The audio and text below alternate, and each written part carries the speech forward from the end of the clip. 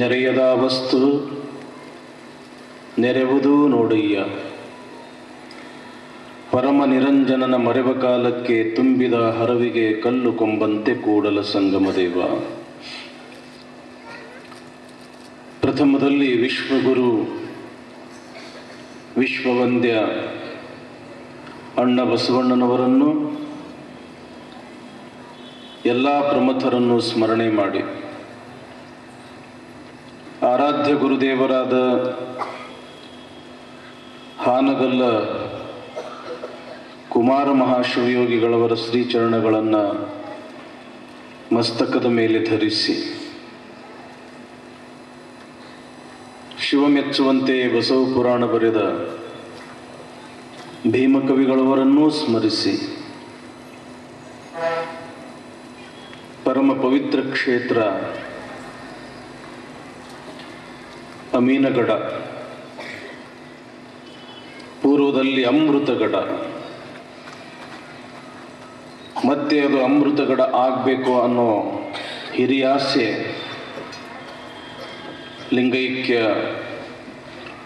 ರಾಜಗುರು ಪ್ರಭುರಾಜೇಂದ್ರ ಮಹಾಸ್ವಾಮಿಗಳವರದ್ದು ಹಾಗೂ ಇಂದಿನ ಶಂಕರ ರಾಜೇಂದ್ರ ಮಹಾಸ್ವಾಮಿಗಳವರದ್ದು ಕೂಡ.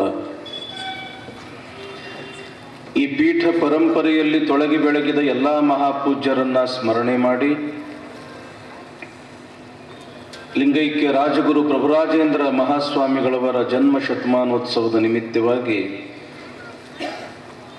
ಹಲವಾರು ಕಾರ್ಯಕ್ರಮಗಳು, ತನ್ನಿಮಿತ್ತವಾಗಿ ಬಸವ ಪುರಾಣ ನಿತ್ಯವೂ ಸಾನ್ನಿಧ್ಯ ವಹಿಸಿ ನಮಗೂ ನಿಮಗೂ ದರ್ಶನ ಆಶೀರ್ವಾದವನ್ನು ನೀಡ್ತಾ ಇರತಕ್ಕಂಥವರು ಶ್ರೀಮಠದ ಒಡೆಯರಾಗಿರ್ತಕ್ಕಂಥ ಶಂಕರ ರಾಜೇಂದ್ರ ಮಹಾಸ್ವಾಮೀಜಿಯವರು. ತ್ರಿಕಾಲ ಪೂಜಾ ನಿಷ್ಠರಾಗಿ, ತ್ರಿಕಾಲ ವಂದ್ಯರಾಗಿ ಶ್ರೀಮಠದ ಅಭಿವೃದ್ಧಿ, ಶ್ರೀಮಠದ ಸಂಘ ಸಂಸ್ಥೆಗಳ ಅಭಿವೃದ್ಧಿ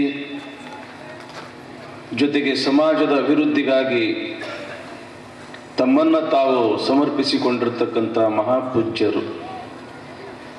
ಅಂತಹ ಪರಮ ಪೂಜ್ಯರ ಶ್ರೀಪಾದಗಳಲ್ಲಿ ಅನಂತ ಪ್ರಣಾಮಗಳು. ಆತ್ಮೀಯ ಪರಮ ಪೂಜ್ಯರು, ಶಿವಾನುಭವಿಗಳು, ಶಿವಾದ್ವೈತ ಪಂಡಿತರು ಆಗಿರತಕ್ಕಂಥ ಗುಳೇದಗುಡ್ಡ ಒಪ್ಪತ್ತೇಶ್ವರ ಮಠದ ಶ್ರೀಮನ್ನಿರಂಜನ ಪ್ರಣವ ಸ್ವರೂಪ ಒಪ್ಪತ್ತೇಶ್ವರ ಮಹಾಸ್ವಾಮೀಜಿಯವರ ಶ್ರೀಪಾದಗಳಲ್ಲೂ ಅನಂತ ಪ್ರಣಾಮಗಳು. ಆತ್ಮೀಯ ಪರಮ ಪೂಜ್ಯರಾಗಿರ್ತಕ್ಕಂಥ ಷಟಸ್ಥಲ ಬ್ರಹ್ಮ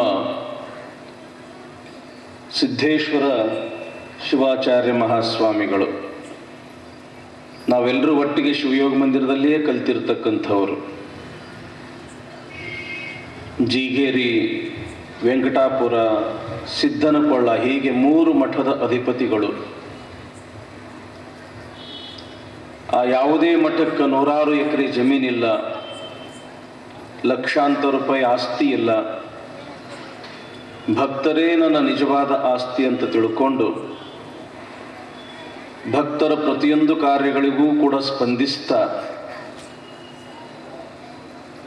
ಆ 3 ಮಠಗಳ ಅಭಿವೃದ್ಧಿಯನ್ನು ಬಹಳ ಚೆನ್ನಾಗಿ ಮಾಡ್ತಾ ಇರತಕ್ಕಂಥ ನಮ್ಮ ಸಿದ್ದನಕೊಳ್ಳದ, ಅಂದ್ರೆ ಶಿವಯೋಗ ಮಂದಿರ ಹತ್ರ ಇರತಕ್ಕಂಥ ಸಿದ್ದನಕೊಳ್ಳ, ಹೊಸೂರು ಸಿದ್ದನಕೊಳ್ಳ ಅಂತಾರಲ್ಲ, ಆ ಪರಮ ಪೂಜ್ಯರ ಶ್ರೀಪಾದಗಳಲ್ಲೂ ಅನಂತ ಪ್ರಣಾಮಗಳು.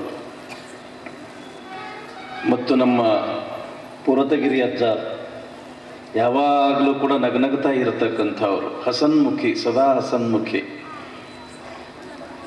ಒಂಥರ ನಮ್ಮ ಒಪ್ಪತ್ತೆಪ್ಪಜ್ಜಾರು ಪುರತಗಿರಿ ಅಜ್ಜಾರು 2 ಜೋಡಿ ಎತ್ತಿದ್ದಂಗೆ ಅವರು ಇವರು ಕೂಡ ಇರ್ತಾರೆ.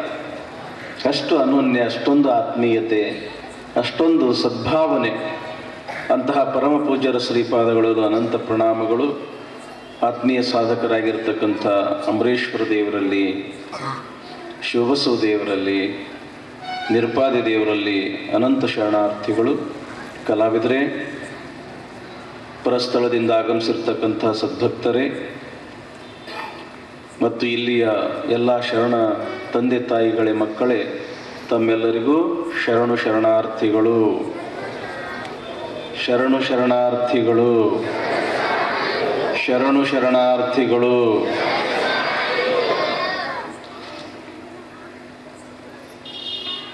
ಹಾವಿನ ಡೊಂಕು ಹುತ್ತಕ್ಕೆ ಸಸಿನ. ಇವತ್ತಿನ ಸಂದರ್ಭ ಬಹಳ ಅದ್ಭುತವಾದ ಮತ್ತು ಅಷ್ಟೇ ಒಂದು ಪವಿತ್ರ ಭಾವದಿಂದ ಕೇಳ್ತಕ್ಕಂಥ ಸಂದರ್ಭ ಇದು. ಹೀಗೂ ಇದ್ರೇನ್ರಿ ಕಲ್ಯಾಣದೊಳಗೆ ಶರಣರು ಅಂತ ವಿಚಾರ ಮಾಡಕ್ಕೆ ಹಚ್ತದ ನಿಮಗೆ. ಅಂಥ ಒಂದು ಅದ್ಭುತವಾಗಿರ್ತಕ್ಕಂಥ ಪ್ರಸಂಗ ಇವತ್ತಿನ ಪ್ರಸಂಗ. ಅದಕ್ಕೆ ಬಹಳ ಲಕ್ಷ್ಯ ಕೊಟ್ಟು ಶಾಂತ ರೀತಿಯಿಂದ ಕೇಳ್ರಿ. ಹಾವಿನ ಡೊಂಕು ಹುತ್ತಕ್ಕೆ ಸಸಿನ. ನದಿಯ ಡೊಂಕು ಸಮುದ್ರಕ್ಕೆ ಸಸಿನ. ನಮ್ಮ ಕೂಡಲ ಸಂಗನ ಶರಣರ ಡೊಂಕು ಲಿಂಗಕ್ಕೆ ಸಸಿನ. ಕಲ್ಯಾಣ ಈ ಭೂಮಿ ಮೇಲಿನ ಸ್ವರ್ಗ ಬಸವಣ್ಣನ ಕಲ್ಯಾಣ. ಅಲ್ಲಿ ಯಾವುದೇ ರೀತಿಯ ಭೇದ ಭಾವ ಇಲ್ಲ, ಮೇಲು ಕೀಳುಗಳಿಲ್ಲ, ಯಾವುದೇ ರೀತಿಯ ಅನಿಷ್ಟಗಳು ಮೊದಲೇ ಇಲ್ಲ. ಎಲ್ಲದರಲ್ಲಿಯೂ ಶಿವಭಾವನೆಯನ್ನು ಕಾಣ್ತಕ್ಕಂಥ ಸಮದೃಷ್ಟಿ, ವಿಶಾಲ ದೃಷ್ಟಿ, ಪವಿತ್ರ ದೃಷ್ಟಿ ಅಲ್ಲಿರ್ತಕ್ಕಂಥ ಪ್ರತಿಯೊಬ್ಬ ಶರಣರದು. ಪ್ರತಿಯೊಬ್ಬರು ಕೂಡ ಕಾಯಕ ಮಾಡೇ ಬದುಕಬೇಕು, ದಾಸೋಹ ಮಾಡೇ ಬದುಕಬೇಕು, ಎಲ್ಲರನ್ನ ಅತ್ಯಂತ ಸರಿಸಮವಾಗಿ ಕಾಣಬೇಕು, ನಿತ್ಯವೂ ಕೂಡ ಲಿಂಗಾರ್ಚನೆಯಾಗಬೇಕು. ಹೀಗೆ ಒಳ್ಳೆಯ ಆದರ್ಶಗಳನ್ನೊಳಗೊಂಡಿರ್ತಕ್ಕಂಥ ಆ ಕಲ್ಯಾಣ, ಬಸವ ಕಲ್ಯಾಣ ಎಷ್ಟರ ಮಟ್ಟಿಗೆ ಪ್ರಸಿದ್ಧ ಆತು ಅಂತಂದ್ರೆ, ಭೂಮಿ ಮೇಲೆ ಎಲ್ಲಿಯಾದರೂ ಕೂಡ ಕೈಲಾಸ ಅನ್ನೋದು ಇದ್ದಿದ್ದೇ ಆದ್ರೆ ಅದು ಬಸವಣ್ಣನ ಕಲ್ಯಾಣ ಅಂತ ದಶ ದಿಕ್ಕುಗಳಿಂದಲೂ ಕೂಡ ಕೇಳಿ ಬರ್ತಿತ್ತು ಆಗಿನ ಸಂದರ್ಭದೊಳಗ. ಇನ್ನು ಬಸವಣ್ಣನವರ ಮಹಾಮನಿ ಅಂತಂದ್ರೆ ಕೇಳಿರೇನು?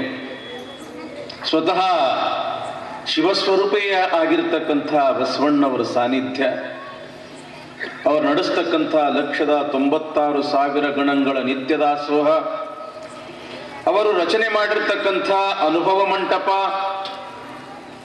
ಒಂದೇ ಎರಡೇ. ಯಾವ ರೀತಿಯಾಗಿ ಎಲ್ಲಾ ನದಿಗಳು ಹರಿದು ಸಮುದ್ರವನ್ನೇ ಸೇರ್ತವ, ಆಗಿನ ಕಾಲದ ಎಲ್ಲಾ ದಾರಿಗಳು ಕೂಡ ಕಲ್ಯಾಣವನ್ನೇ ಸೇರ್ತಿದ್ದು.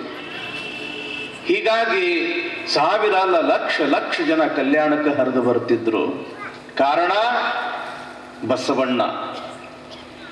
ಬಂದಿರ್ತಕ್ಕಂಥವರಿಗೆ ಬಸವಣ್ಣ ಏನು ಬೆಳ್ಳಿ ಬಂಗಾರ ಕೊಡ್ತಿದ್ದಿಲ್ಲ, ಪಂಚಪಕ್ವಾನ್ನಗಳನ್ನು ಉಣಿಸ್ತಿದ್ದಿಲ್ಲ,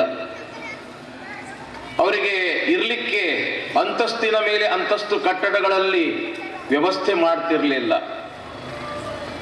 ಏನು ಮಾಡ್ತಿದ್ರು ಬಸವಣ್ಣವರು ಅಂತಂದ್ರೆ ಪ್ರೀತಿಯಿಂದ 4 ಮಾತುಗಳನ್ನ ಆಡಿಸ್ತಿದ್ರು. ಏನು ಮಹಾಮನೆಯೊಳಗ ದಾಸೋಹದೊಳಗ ಅಡಿಗೆ ಅದನ್ನೇ ಪ್ರೀತಿಯಿಂದ ನೀಡ್ತಿದ್ರು. ಯೋಗಕ್ಷೇಮವನ್ನು ವಿಚಾರಿಸ್ತಿದ್ರು, 4 ಒಳ್ಳೆಯ ನುಡಿಗಳನ್ನ ಹಂಚಿಕೊಳ್ತಿದ್ರು. ಅಂಥ ಬಸವಣ್ಣನನ್ನ ನೋಡಾಕ ಎಲ್ಲರೂ ಎಲ್ಲ ಕಡೆಯಿಂದ ಹಾಗೆ ಬರ್ತಿದ್ರು.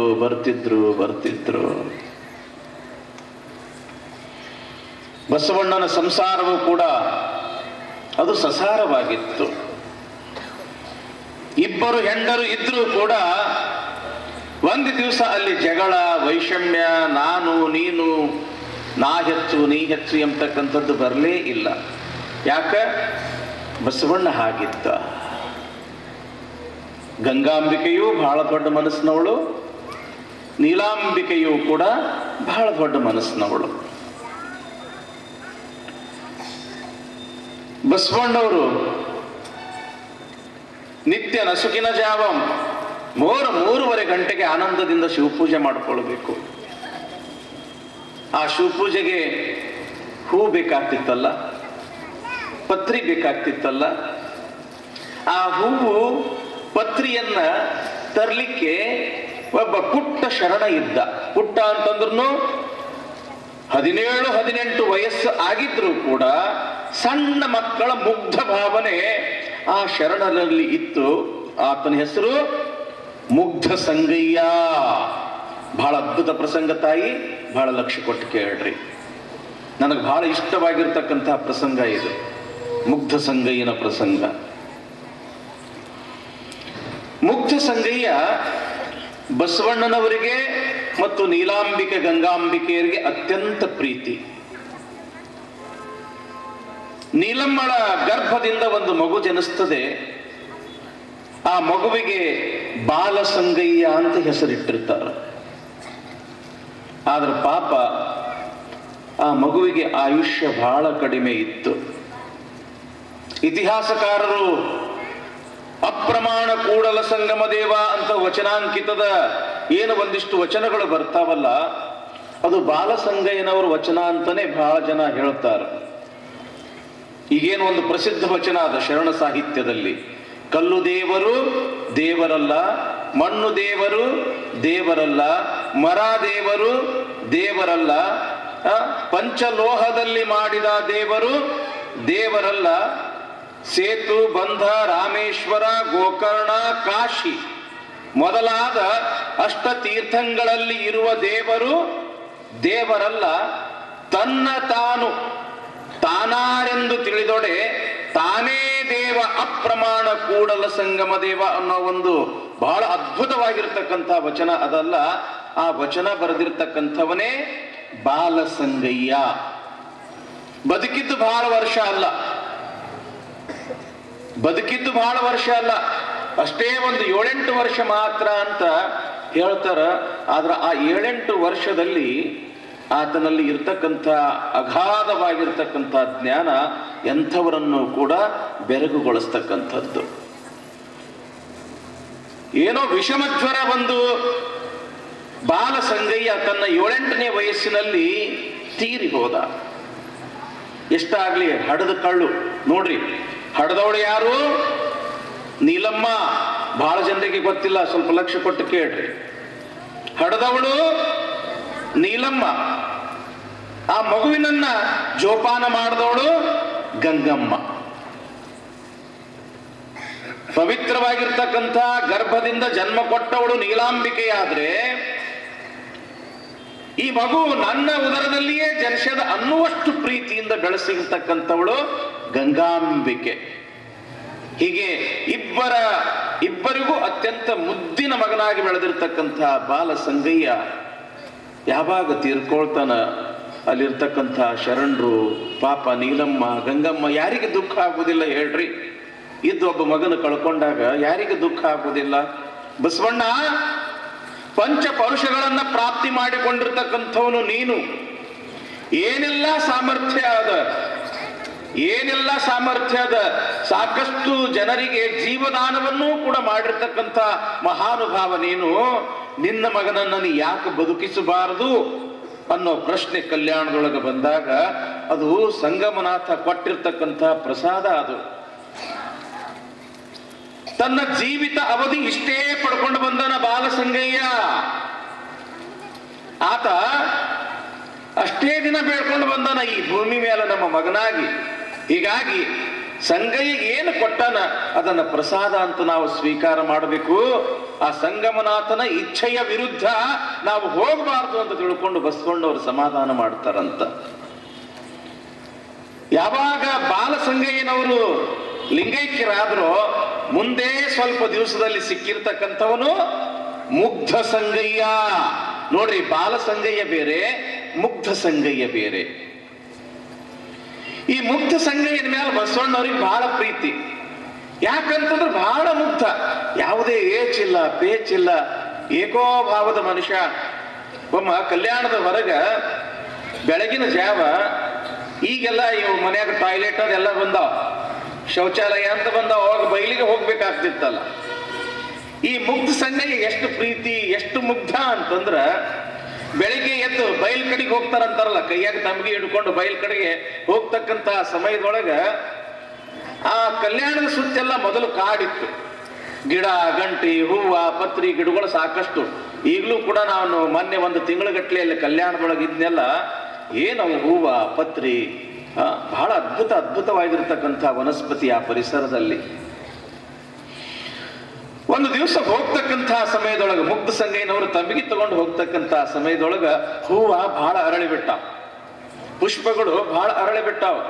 ನಾನು ತಮ್ಗಿ ತಗೊಂಡು ಹೋಗಾಕ ಹತ್ತಿದ್ದೀನಿ, ನಾ ಶೌಚಾಲಯಕ್ಕೆ ಹೋಗಾಕತ್ತೀನಿ ಅನ್ನೋದು ಕೂಡ ಮರೆತು ಆ ತಮ್ಗಿ ಅಲ್ಲೇ ಒಗದವನ ಹೂವ ಎಷ್ಟು ಚಂದ ಅದಾವಲ್ಲ ಅಂತ ತಿಳ್ಕೊಂಡು ಆ ಮುಗ್ಧ ಸಂಗಯ್ಯನವ್ರು ಏನ್ ಮಾಡಿದ್ರು ಅಂತಂದ್ರ ಅಲ್ಲೇ ಲಿಂಗ ಪೂಜೆ ಮಾಡ್ಕೊಳಕ್ ಶುರು ಮಾಡಿದ್ರಂತ.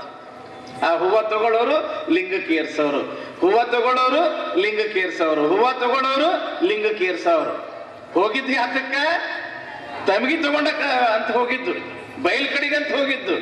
ಆದ್ರೆ ಆ ಹೂವ ನೋಡಿ ಎಷ್ಟು ಪ್ರೀತಿ, ಎಷ್ಟು ಅವರಿಗೆ ಒಂದು ಭಕ್ತಿ ಹೋಗ್ತದ ಅಂತಂದ್ರ ನಾನು ಶಿವಪೂಜೆ ಮಾಡ್ಕೋಬೇಕು ಅಂತ ಒಂದೊಂದು ಪತ್ರಿ ಏರ್ಸವ ಬಸವ ಅನ್ನವ, ಒಂದೊಂದು ಪತ್ರಿ ಏರ್ಸವ ಶಿವ ಅನ್ನವ, ಓಂ ನಮ ಶಿವಾಯ ಅನ್ನವ.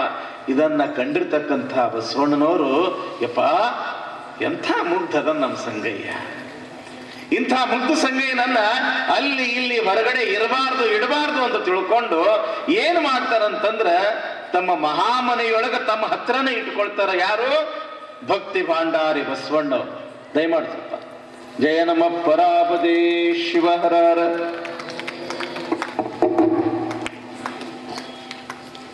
ಮುಗ್ಧ ಸಂಗಯ್ಯ ಗೊತ್ತಾತಲ್ರಿವ ಎಷ್ಟು ಮುಗ್ಧ ಇದ್ದ ಅನ್ನೋದು. ಮುಗ್ಧ ಈ ಶಬ್ದದ ಅರ್ಥ ಗೊತ್ತಾಕೈತಿನಿಲ್ಲ?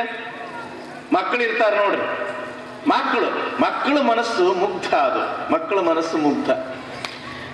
ಇನ್ನೂ ಒಂದು ನಿಮಗ ಸ್ವಲ್ಪ ಉದಾಹರಣೆ ಕೊಟ್ಟು ಹೇಳ್ಬೇಕಾಗಿತ್ತು ಅಂತಂದ್ರ, ನಾವು ಬೆಂಗಳೂರಿಗೆ ಹೋಗಿದ್ವಿ. ಅಲ್ಲಿ ಒಬ್ಬ ಭಕ್ತರು ನಮಗೆ ಬಹಳ ಬೇಕಾಗಿರ್ತಕ್ಕಂಥವ್ರು. ಈಗ ಬಹಳ ವರ್ಷದ ಒಂದು 15-16 ವರ್ಷದ ಹಿಂದಿನ ಮಾತು. ಆ ಹುಡುಗ ಮನ್ಯಾಗ ಒಂದು ಸಣ್ಣ ಹುಡುಗ ನಾಗೇಶ ಅಂತ ಹೇಳಿ ಒಂದ ಸೌನ್ ಹಠ ಮಾಡಾಕತ್ತಾನ. ಬೆಳಗಿನ ಜಾವ ಮೊದಲ ಹಿಂಗ ಚಳಿಗಾಲ ಇತ್ತು, ಒಂದ ಸೌನ್ ಹಠ ಮಾಡಾಕತ್ತಾನ, ಮಮ್ಮಿ ಐಸ್ ಕ್ರೀಮ್ ಕೊಡು, ಮಮ್ಮಿ ಐಸ್ ಕ್ರೀಮ್ ಕೊಡು. ಅವ್ರವ್ ಅಂತಾಳ, ಏ ತಮ್ಮ ಇದು ಚಳಿಗಾಲದೊಳಗ ಐಸ್ ಕ್ರೀಮ್ ತಿನ್ನಬಾರ್ದು, ತಂಪಾಕೈತಿ, ನೆಗಡಿ ಬರ್ತೈತಿ, ಕೆಮ್ಮು ಬರ್ತೈತಿ ಅಂತ ತಿಳ್ಕೊಂಡು ಅವ್ರವ್ ಹೇಳ್ತಾಳ. ಅದಕ್ಕೆ ಅವ ಏನಂತಾನ, ಇಲ್ಲ ಮಮ್ಮಿ ನಾ ಚಾದರ್ ಹೊಚ್ಕೊಂಡ ತಿಂತೀನಿ ಕೊಡು ಅಂತಾನ. ನಾನು ಚಾದರ್ ಹೊಚ್ಕೊಂಡ ತಿಂತೀನಿ. ಮುಗ್ಧ ಪಾಪ ಅವಕ್ಕೆ ಏನು ಗೊತ್ತಿರುವುದಿಲ್ಲ. ನಮ್ಮ ಅಪ್ಪತ್ಯ ಪಜ್ಜಾರು ಒಂದು ಕತಿ ಹೇಳಿದ್ರು, ಗೊತ್ತೈತೆ ನಿಮಗ? ಹೆಂಡತಿ ಹೊಟ್ಲಿದ್ರು, ಗಂಡ ಹೆಂಡತಿ ಇವ್ರಿಬ್ರು ಜಗಳ ಆಡಕತ್ತಿದ್ರು. ಗಂಡ ಅಂತಿದ್ದ ಅದು ಹೆಣ್ಣ ಹುಡ್ತದ, ಹೆಣ್ತಿ ಅಂತಿದ್ಳು ಅದು ಗಂಡ ಹುಡ್ತದ. ಇಬ್ರು ಜಗಳ ಆಡಕತ್ತಾರ ಒಂದ ಸವನ.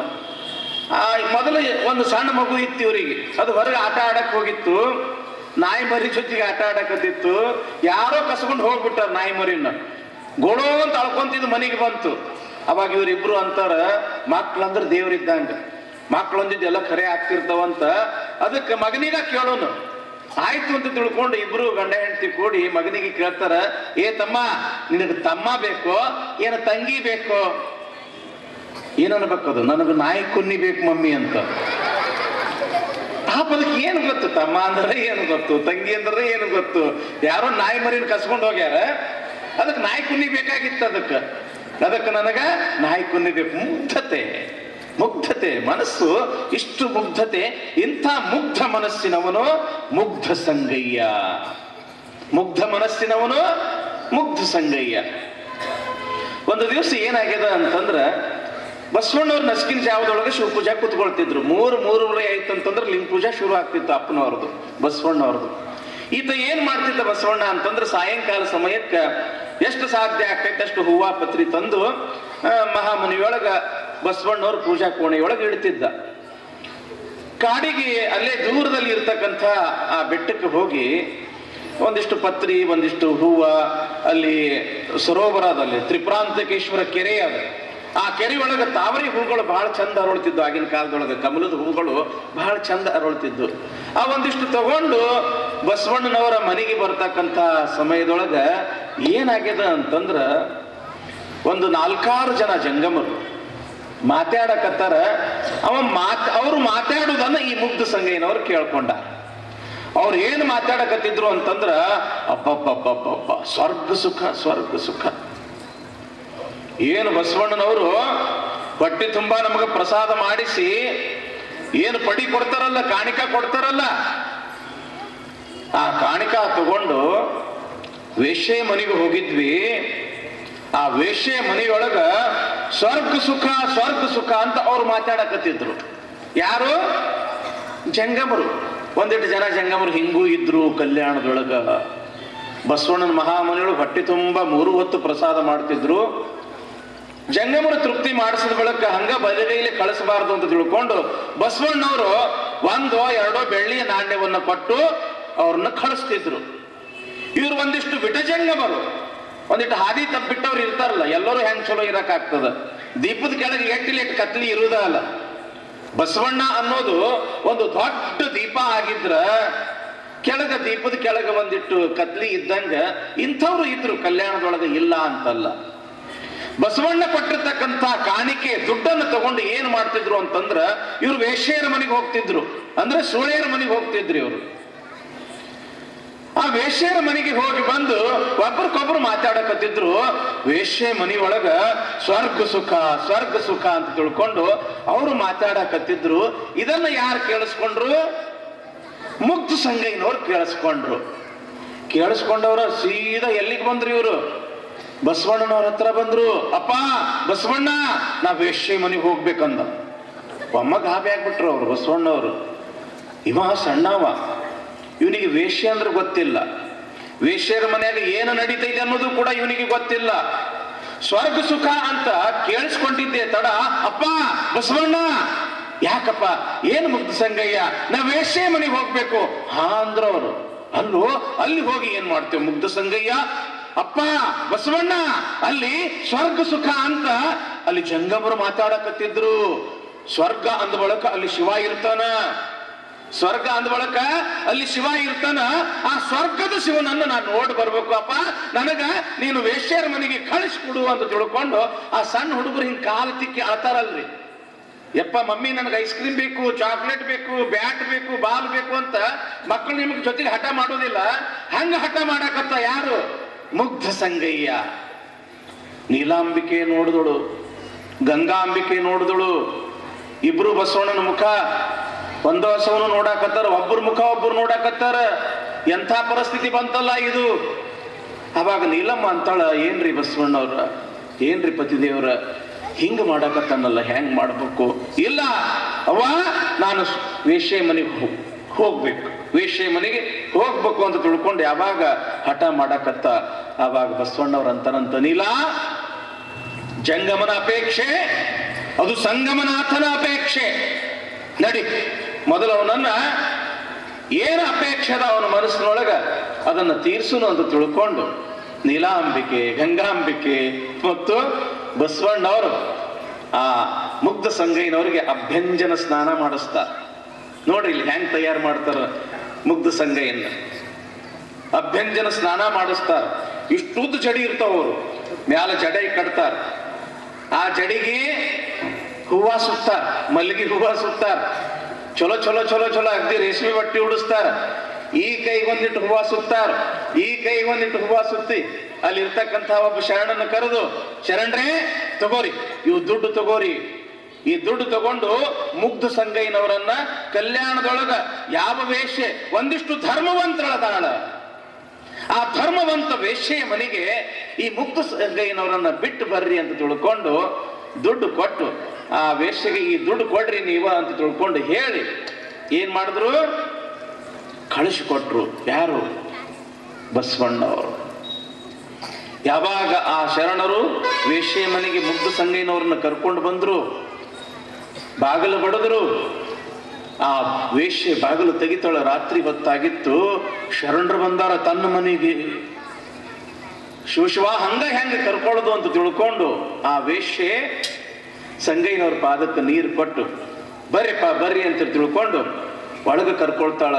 ಬಿಡಾಕ್ ಬಂದಿರ್ತಕ್ಕಂಥ ಶರಣ, ಬಸವಣ್ಣವ್ರು ಕಳಿಸ್ಯಾರಪ್ಪ ಅಂತ ತಿಳ್ಕೊಂಡು, ಬಸವಣ್ಣವ್ರು ಕಳಿಸ್ಯಾರವ ಇವ್ರನ್ನ ಅಂತ ತಿಳ್ಕೊಂಡು ಬಸವಣ್ಣವ್ರು ಕೊಟ್ಟಿರ್ತಕ್ಕಂಥ ಆ ಹಣದ ಚೀಲನ ಆ ವೇಶ್ಯೆ ಕೈಯನ್ನು ಕೊಟ್ಟು ಇವರು ಬಂದು ಬಿಟ್ರು.